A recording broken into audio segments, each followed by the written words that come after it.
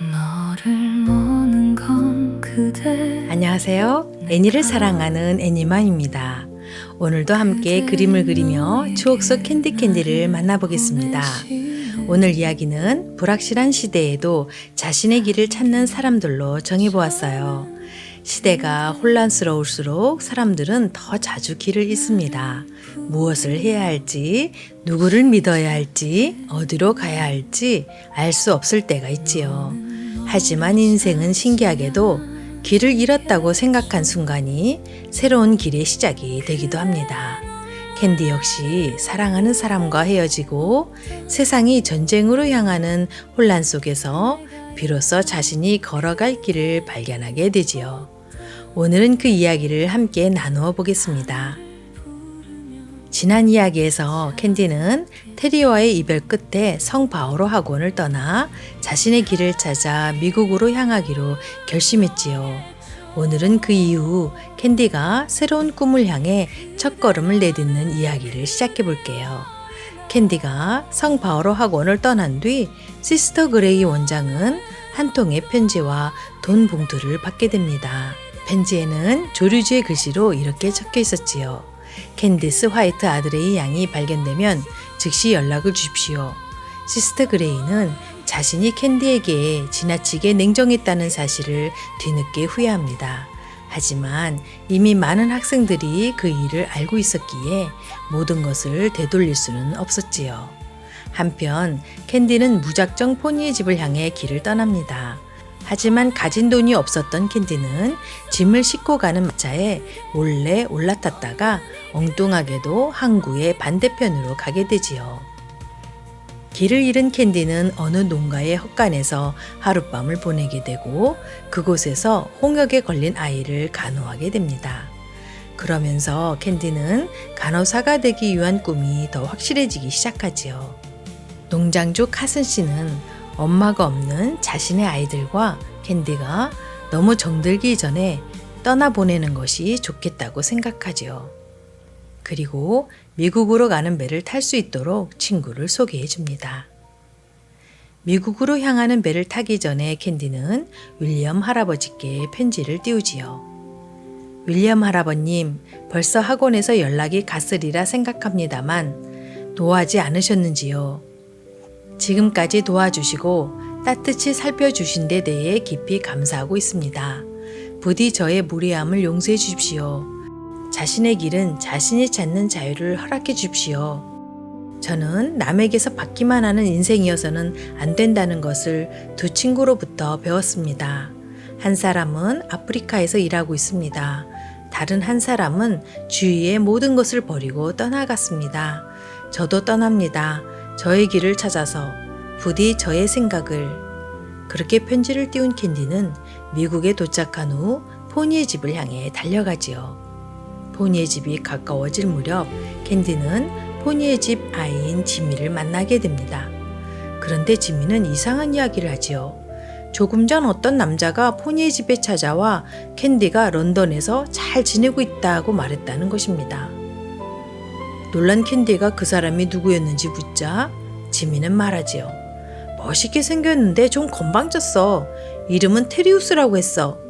그 말을 들은 순간 캔디는 포니 선생님께 인사하는 것도 잊은 채 테리를 찾았습니다. 포니 선생님은 테리는 30분 전에 떠났고 캔디가 좋아하던 포니의 동산을 거닐고 가겠다고 했다는 말을 전해주지요. 캔디는 첫눈이 내리는 포니의 동산으로 정신없이 달려갑니다. 하지만 이미 테리는 마차를 타고 떠난 뒤였어요. 포니의 집에는 테리가 마시고 간 찻잔의 온기가 아직 남아있었고 눈 덮인 언덕에는 그의 발자국만 남아있었습니다. 캔디는 끝내 테리를 만나지 못한 그리운 마음에 흐느껴 옵니다. 포니 선생님과 린 선생님은 이유는 알 수 없었지만 자신들이 키운 아이가 어느새 많이 성장했다는 것을 느끼며 함께 기쁜 눈물을 흘리지요. 이후 캔디는 간호 공부를 하고 싶다고 말했어요. 포니 선생님은 견습생으로 일하며 공부할 수 있는 메리제인 학교를 소개해 주지요. 캔디는 스테아와 아치, 애니, 패티에게 자신의 소식을 담은 편지를 보냅니다. 얼마 뒤 런던에서 답장이 도착하지요. 펜지에서 스테아는 말합니다. 캔디, 편지를 받아보고 겨우 마음을 놓았어. 모두 말로는 표현할 수가 없을 정도야. 내가 갑자기 없어지는 바람에 난 발명을 계속할 기운이 안 나고, 놀라지 마. 아치는 닷새 동안이나 옷을 갈아입지 않았어. 이런 일은 처음이야. 어쨌든 내 편지 보고 모두 생기가 났어. 난 비행기 훈련소에 다닐까 생각 중이야. 다음에 만날 때는 반드시 하늘에서. 아치, 애니, 패티 모두 사랑을 담아 반가운 마음을 전했어요. 애니의 편지에는 추가된 내용이 더 있었지요. 유럽에서 좋지 않은 일이 일어날 거라고 학원이나 거리에 온통 소문이 나돌고 있어. 나 무서워. 미국으로 가고 싶어. 캔디도 느끼고 있었지요. 독일과 오스트리아가 전력을 증가하고 있고 영국과 프랑스에서 전운이 감돌기 시작했다는 이야기가 여기저기서 돌고 있었어요. 성 바오로 학원을 나온 지 1년쯤 되었을 무렵 캔디가 있는 병원 위로 거대한 기구 하나가 떠오릅니다. 그런데 갑자기 바람이 빠지면서 기구가 추락하기 시작하지요. 병원 사람들이 놀라 달려가자 기낭 안에서 목소리가 들려옵니다. 괜찮습니다. 다친 곳은 없어요. 그 목소리를 들은 캔디는 곧바로 알아차립니다. 바로 스테아였지요. 스테아는 웃으며 말합니다. 다음에는 하늘에서 찾아온다고 했잖아. 곧이어 아치도 자동차를 타고 도착합니다. 오랜만에 스테아와 아치를 만난 캔디는 기쁨의 눈물을 흘리지요. 아치는 에드로이 할머니가 모두를 미국으로 불렀다고 전합니다. 스테아는 조류주가 보낸 선물도 캔디에게 전해주지요. 그 안에는 윌리엄 할아버지의 선물이 들어있었고 캔디는 자신이 미움을 받지 않았다는 사실에 안도하게 되었어요. 곧이어 스테아와 아치는 아들의 본가가 있는 시카고로 출발하지요. 그러던 어느 날 캔디는 신문에서 테리의 소식을 보게 됩니다. 브로드웨이에 뛰어난 신인 배우가 나타났다는 기사와 함께 테리우스의 사진이 크게 실려 있었지요. 캔디는 테리의 얼굴을 보고 기뻐합니다.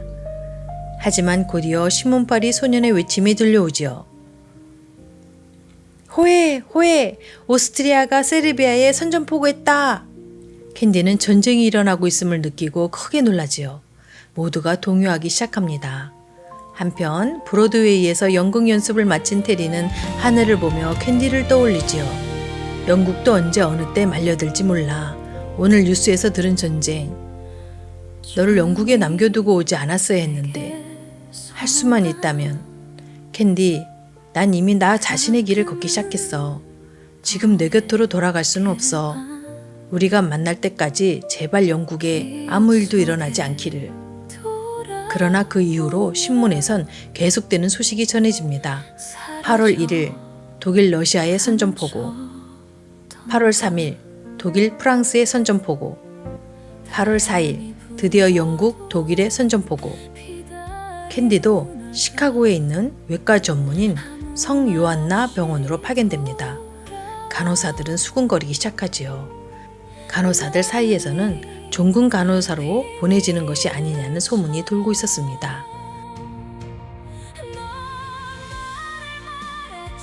캔디는 걱정도 되었지만 스테아와 아치, 애니가 있는 시카고로 가게 되었다는 사실에 기뻐하며 더욱 열심히 배우기로 다짐하지요. 송 요한나 병원에 도착한 캔디는 친구들이 준비한 환영식에 크게 감동합니다. 잠시 휴가를 받은 캔디는 친구들과 함께 시카고의 아드레이 가문 저택을 방문하지요. 끝없이 펼쳐진 저택과 은행, 공장들을 보며 윌리엄 할아버지의 엄청난 재력과 영향력을 실감합니다. 하지만 에드로이 할머니는 캔디를 반갑게 맞아주지 않았지요. 에드로이 할머니는 말합니다. 너는 네 멋대로 런던의 학원에서 나와 포니의 집인가 하는 고안으로 돌아갔다면서? 캔디가 견습 간호사로 일하고 있다고 하자 에드로이 할머니는 더욱 화를 냅니다. 아휴, 아들의 양녀가 이런 밉살스러운 애를 양녀로 삼다니. 윌리엄은 참 바보야. 모르겠다. 너를 보고 있으면 머리가 아프다. 어서 물러가거라. 그러자 아치는 스테아를 보고 소리칩니다. 형, 할머니께 인사시키러 간 거 잘못한 거 아니야? 캔디는 스테아가 이끄는 정원으로 가서 안소니와 함께 어릴 적에 놀던 오두막으로 향합니다. 모두 행복한 추억 속에 잠겨들 때쯤 캔디는 이라이자에게서 브로드웨이에 테리가 있는 극단이 시카고에 와서 자선 공연을 한다는 소식을 듣게 되지요. 하루밖에 하지 않는 공연이라는 말에 캔디가 갈 수 있도록 모두 돕게 됩니다. 애니는 좋아하는 캔디를 보며 마음속으로 말합니다. 사람을 좋아한다는 것 행복하기만 하진 않아. 어쩌면 괴로운 일이 더 많을지도 몰라. 그러니까 조그만 행복이라도 소중하게 간직해야 돼. 브로드웨이 공연 날 어렵게 병원 일을 끝낸 캔디는 애니가 빌려준 드레스로 갈아입고 간신히 공연장에 도착합니다.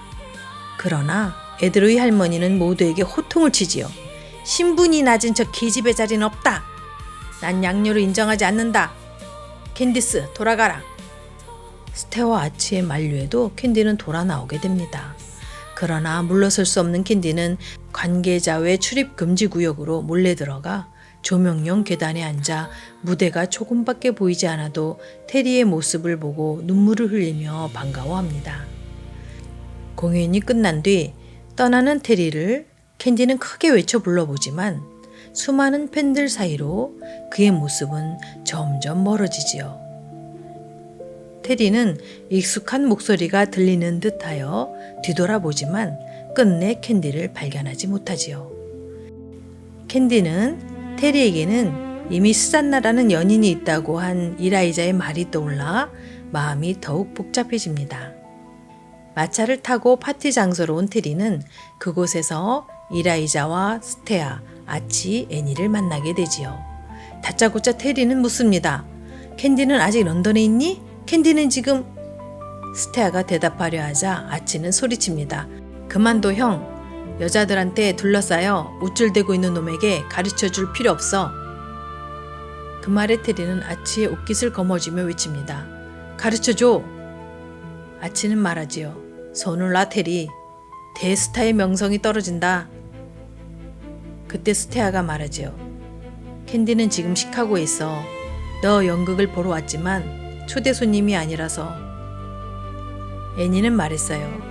캔디가 얼마나 보고 싶어 했는지 몰라. 무쳐. 테리는 물었어요. 캔디는 지금 어디에? 스테아가 대답하지요. 성 요한나 병원의 기숙사에 있어. 간호사로 공부를 하고 있거든. 그 말에 테리는 바로 병원으로 달려가지요. 그러나 병원에선 면회 거절이라고만 하여서 병원 밖에서 캔디를 기다리기로 합니다. 그 시간 캔디는 오늘 아니면 테리를 못 만난다는 생각으로 용기를 내어 배우들의 숙소로 가지요. 그곳에서 만난 스잔나는 캔디라는 말을 듣고는 테리가 자고 있으니 돌아가 달라고 부탁하지요. 캔디는 오늘 밤 무대에 정말로 훌륭했다고 훌륭한 배우가 되길 진심으로 바란다는 말을 전해달라고 하고 호텔을 나오게 됩니다. 스잔나는 테리가 캔디라는 사람을 얼마나 그리워하는지 알기에 미안하지만 자신의 마음을 지키기 위해 거짓말을 하게 되었지요. 테리는 결국 캔디를 못 만나고 병원 수의에게 메모를 전하고 자리를 떠나지요. 다음날 캔디는 수의에게 편지를 전해받고 테리가 12시 기차로 시카고를 떠난다는 이야기를 보자마자 기차역으로 달려갑니다.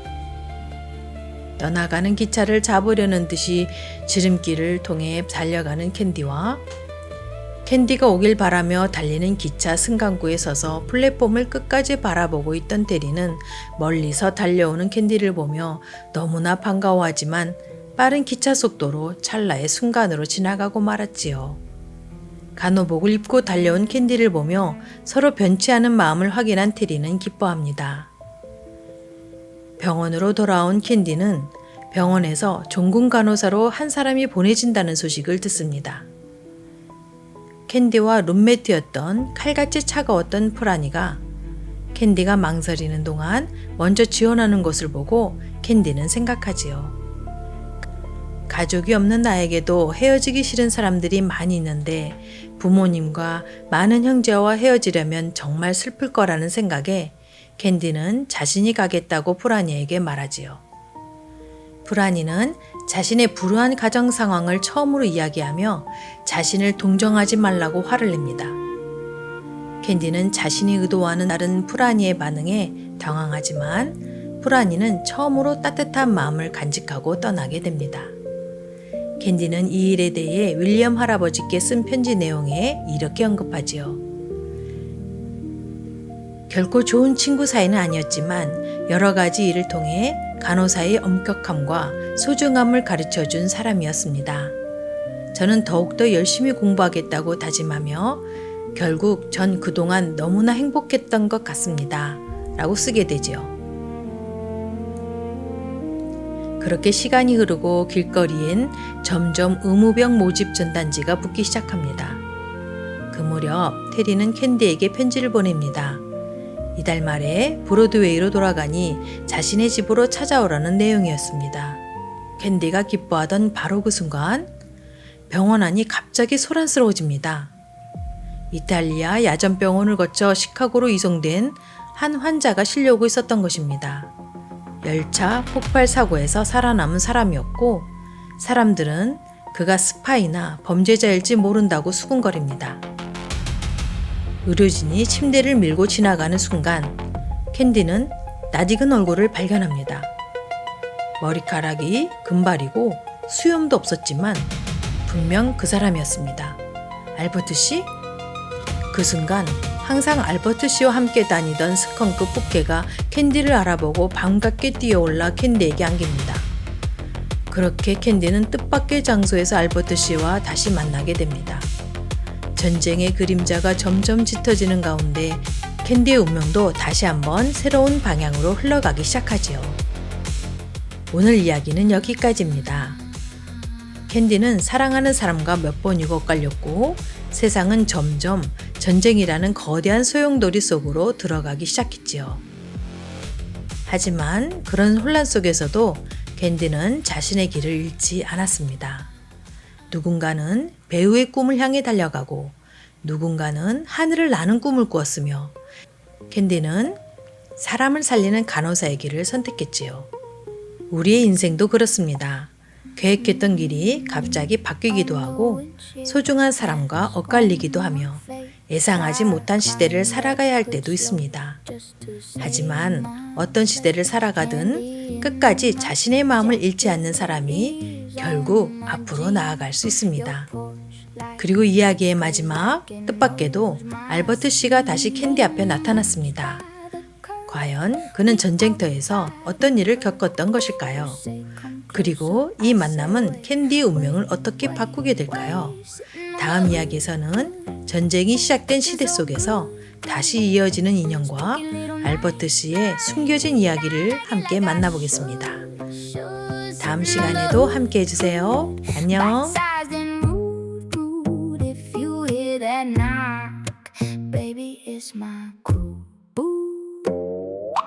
Jack-o'-lantern grin burning on my lap. You got that black cape and a little snapback. Green apple on your lips, red stains on the rim. We laugh at the skeletons dancing in the gym. Boots by the curb, we out by the curb.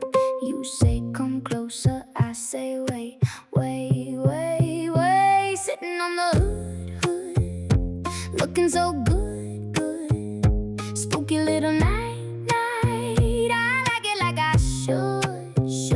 Sitting on the hood, bite size and rude. If you hear that knock, baby, it's my crew. Ooh.